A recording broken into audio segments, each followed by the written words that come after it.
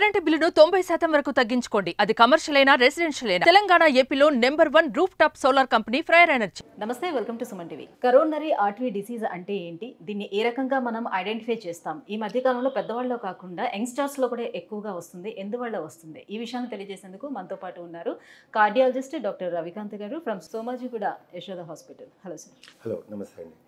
మీరు coronary artery so ఈ మధ్యకాలం చాలా ఎక్కువగా యంగ్స్టర్స్ లోనే ఎక్కువగా చూస్తున్నాం కదా. సో ఎందుకు ఇది ఎక్కువగా వస్తుంది?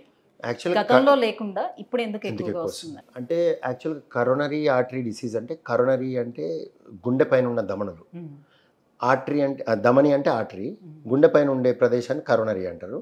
డిసీజ్ అంటే వ్యాధి. సో గుండె ధమనులు ఉండే వ్యాధిని కరోనరీ ఆర్టరీ డిసీజ్ అంటారు.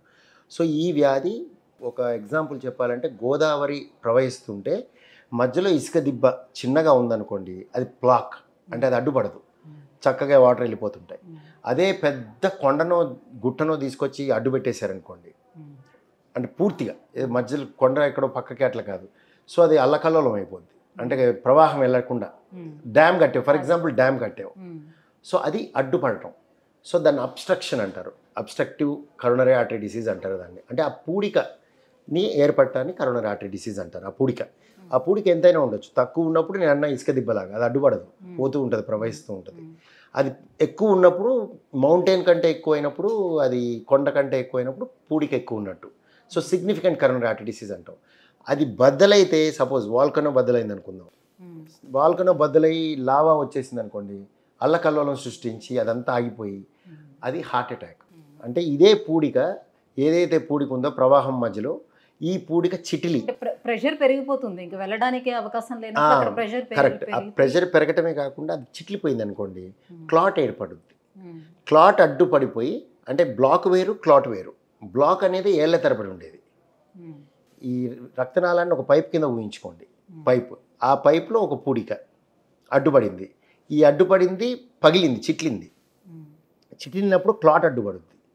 అంటే సపోజ్ 80% నారోయింగ్ ఉంది, అడ్డు పూడిక అనేది 80% మూసేసింది, 20% నుంచి ప్రవాహం వెళ్తుంది, బాగానే ఉన్నావు నువ్వు. ఈ కొంచెం ఆ చిన్న క్లాట్ వచ్చి అడ్డుపడితే అల్లకల్లోలం అయింది. అప్పుడే మా దగ్గరికి ఎమర్జెన్సీకి వస్తారు. దాన్ని గుండెపోటు అంటారు. ఈ వ్యాధి ఉండటాన్ని కరోనరీ ఆర్టరీ డిసీజ్ అంటారు. అంటే కరోనరీ ఆర్టరీ డిసీజ్ ఉండి గుండెపోటు రావాలని రూల్ లేదు. అంటే ఎగ్జాక్ట్లీ ఆ పూడిక చిట్లి లావాలాగా నేను చెప్పినట్టు క్లాట్ అడ్డుపడితే అప్పుడు ఉన్నట్టుండి ఎమర్జెన్సీలకు వస్తుంటారు, అది గుండెపోటు. సో ఇదంతా కలిపి నేను ఒక చిన్న పెథాలజీ మీకు చెప్పాలంటే ఇది కరోనరీ ఆర్టరీ డిసీజ్. మీరు అన్న ప్రశ్న ఏంటి అంటే, ఈ మధ్య మనం యంగ్స్టర్స్లో చూస్తున్నాం, చాలామందికి చూస్తున్నాం, right? So coronary artery disease is one of the ageing disease. యాక్చువల్గా ఏజింగ్ డిసీజ్. పాత రోజుల్లో, ఆ రోజుల్లో గుండెపోట్లు తక్కువ. ఎందుకు? మీరు life span, average life span చూసినట్టయితే, ఆ టైంలో మీరు గూగుల్ చేసి చూసినా, లేకపోతే బుక్స్ చూసినా కూడా 45 ఆ ప్రాంతంలో ఉండేది యావరేజ్ లైఫ్ స్పాన్. అంటే పీపుల్ 45 ఏళ్ళు మించి బతికిన వాళ్ళు తక్కువ. అండ్ ఇవన్నీ తీయండి, మలేరియా చంపేసేది, ట్యూబర్క్లోసిస్ చంపేసేది, లాట్ ఆఫ్ ఇన్ఫెక్షస్ డిసీజెస్ చంపేసేది పేషెంట్స్ని, chicken pox చంపేసేది.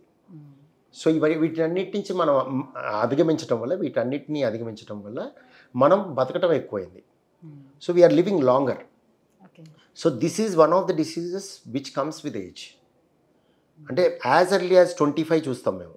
Heart attack, atherosclerosis అంటాం. ఎథిరోస్క్లిరోసిస్ అంటే గుండె రక్తనాళాల్లో పూడిక ఏర్పడే విధానాన్ని ఎథిరోస్క్లిరోసిస్ అంటారు. ఇది యూజువల్గా యాజ్ ఎర్లీ యాజ్ 20 to 30 మధ్యలో స్టార్ట్ అవుతుంది. కొంచెం పెరిగి 80-70 ఏళ్లలో చాలా ఎక్కువగా కనిపిస్తుంది, 70 ఏళ్ళు 60 ఏళ్ళు. సో ఇది కొంచెం మీరు అన్నట్టుగా ముందు కూడా చూస్తాం.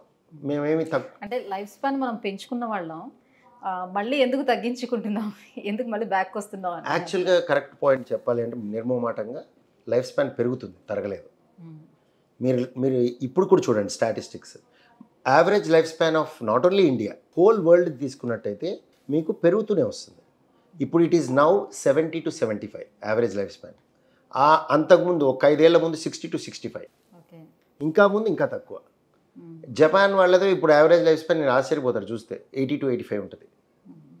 So people are living longer, no doubts about it. But suffering, బాధ, ఇబ్బందులు అవి పెరుగుతాయి. న్యాచురల్లీ పెరిగే కొద్దీ ఏదో ఒకటి వస్తూ ఉంటుంది. మనం ఇన్ఫెక్షన్స్ డిసీజెస్ని అధిగమించాం.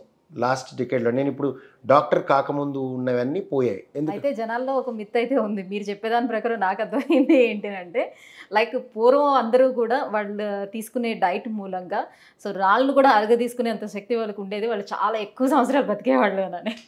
సో ఇప్పుడు మీరు చెప్పేదాన్ని బట్టి అర్థమవుతుందండి అది జనరల్ మిత్. అది మిత్తే. ఒక 40 ఏళ్ల ముందుకి ఇప్పుడు తీసుకుంటే ఇప్పుడు ఎక్కువ ఉంటారు naturally, because of health system. Immunization వచ్చింది. మనం చికెన్ పాక్స్ని అధిగమించాం. ఎగ్జాంపుల్ చెప్తున్నాను, chicken pox, small pox was a killer disease. Tuberculosis క్షయవ్యాధితో మహాభారతంలో కూడా ఉంది. క్షయవ్యాధితోనే చనిపోయారు జనాలు.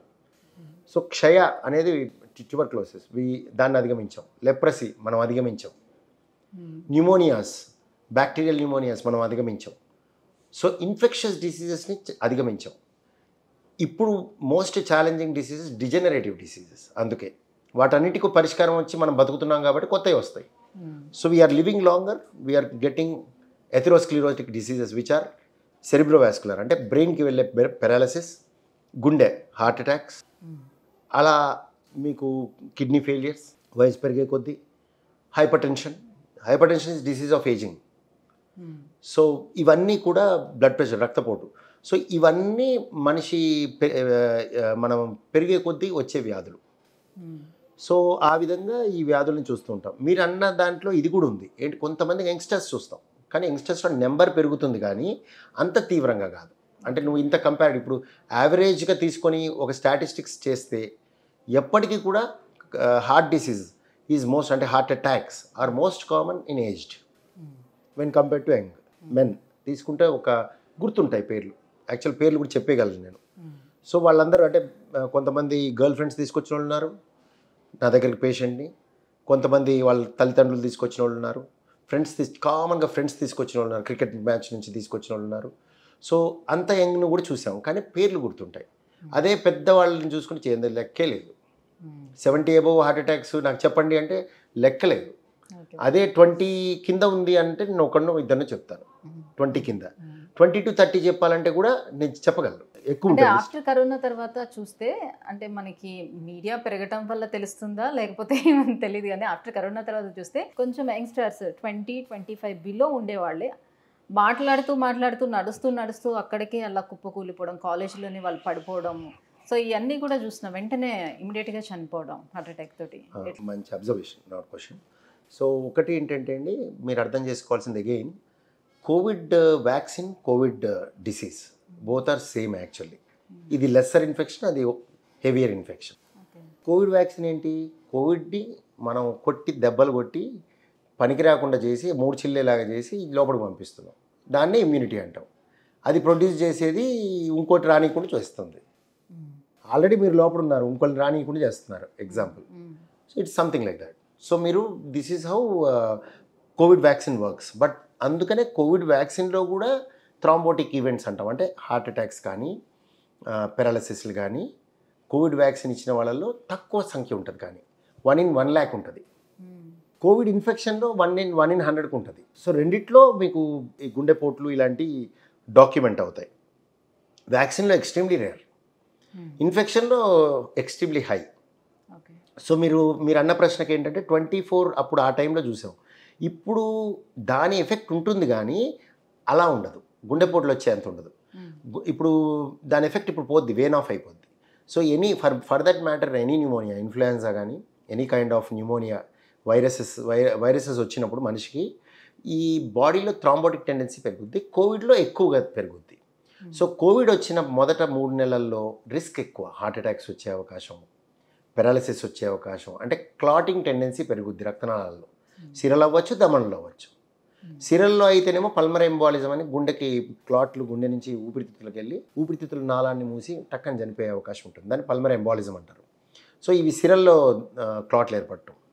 దమనుల్లో క్లాట్లు ఏర్పడటం అనేది హార్ట్ అటాక్స్, గుండెపోట్లు. బ్రెయిన్ దమనుల్లో అయితేనేమో పెరాలసిస్. సో ఇవన్నీ యంగ్స్టర్స్లో మీరు అన్నట్టు 20 to 30లో చూసాం చాలా, అప్పుడు కోవిడ్ ఇన్ఫెక్షన్ సమయంలో. ఇప్పుడు కాదు, ఇప్పుడు కూడా చూస్తాం, చాలా తక్కువ ఉంటాయి. కోవిడ్ రాకముందు కూడా చూసాం. ఇప్పుడు నేను చెప్పిన గుండెపోట్లు నేను కొంతమంది లైక్ ఏంటంటే software engineers who are quite young, unmarried, వాళ్ళల్లో కూడా గుండెపోటు చూశాను. అది అప్పుడు కోవిడ్ లేదు, ఐఎమ్ టాకింగ్ అబౌట్ 2012, 2013. సో అప్పుడు లేక కాదు, అప్పుడు కూడా ఉన్నాయి, కానీ డెఫినెట్గా సంఖ్య పెరిగింది ఏది కోవిడ్ సమయంలో. సో ఇప్పుడు వరకు కోవిడ్ ఎఫెక్ట్ ఉందా అంటే అది question mark. I would not agree. Other virus లాగా అయిపోయింది అది వచ్చి మనతో పాటు వెళ్తుంది కాబట్టి అని అంతే కదండి. అంటే అది కూడా జీవే. అది ఇప్పుడు మనం బతుకుతున్నాం, అది బతకాలి. ఇప్పుడు మనం భూమి మీద బతికాం, అది మనుషుల్లోనే బతుకుద్ది, వేరే చోట బతకదు. Thank you sir.